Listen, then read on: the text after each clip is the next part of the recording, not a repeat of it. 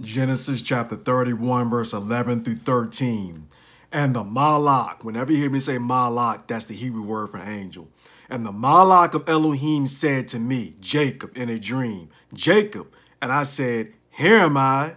Then he said, lift up now your eyes and see all the rams that leap upon the sheep are speckled, spotted, and ring-streaked. For I have seen that all that Laban has done to you.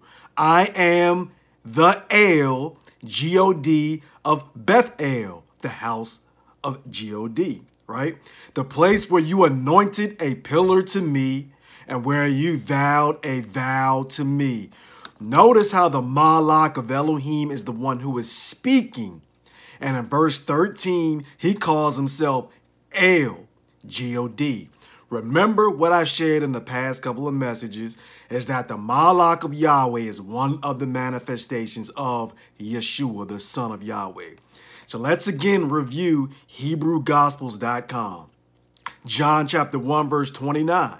And on the next day, John saw YESHUA, who came unto him and said, behold, this is El, who takes away the iniquities of the world. And then we go right over to John 1:36, the same chapter.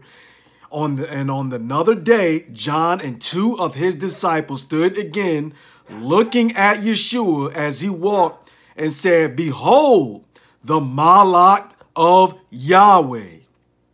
John the Baptist understood that YESHUA is El, and the Malak is one of his manifestations, which matches what we just read in Genesis chapter 31, verse 11 through 13.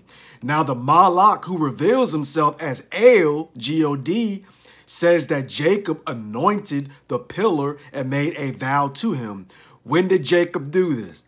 Let's go to Genesis chapter 28, verse 12 through 21. And he, Jacob, dreamed, and behold, a ladder was set upon the earth, and the top of it reached to the heaven. And behold, the Malachim, the plural form of angels, is of Elohim, were ascending and descending on it. Watch this. This is a perfect match of YESHUA with the Malachim ascending and descending. John chapter 1, verse 51. And he, YESHUA, said to him, in truth, I say to you that you will see the heavens open and the messengers, the Malachim of Elohim, ascending and descending on the Son of Man. Just want to make that connection. Let's go back to Genesis 28. And behold, Yahweh stood above it and said, I am Yahweh Elohim. Yahweh and YESHUA are one.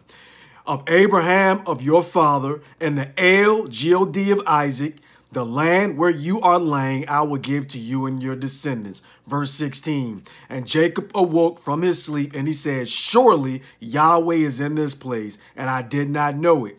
And Jacob was exceedingly fearful, and he said, how sacred is this place today? This none other but the house of Elohim, and this is the gate of heaven. And Jacob rose early in the morning, and he took the stone which he had put for his pillow, and he set it up for a pillar and poured oil on top of it. Then Jacob called the name of that place Bethel. But at first the name of that place was called Luz. And Jacob vowed a vow, saying, if Elohim will be with me in this way that I go, and will give me food to eat and clothing to wear.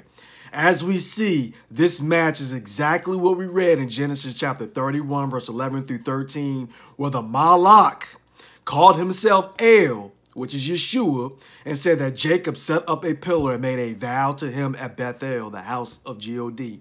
And he, YESHUA, is saying that he is El, of the house of Bethel.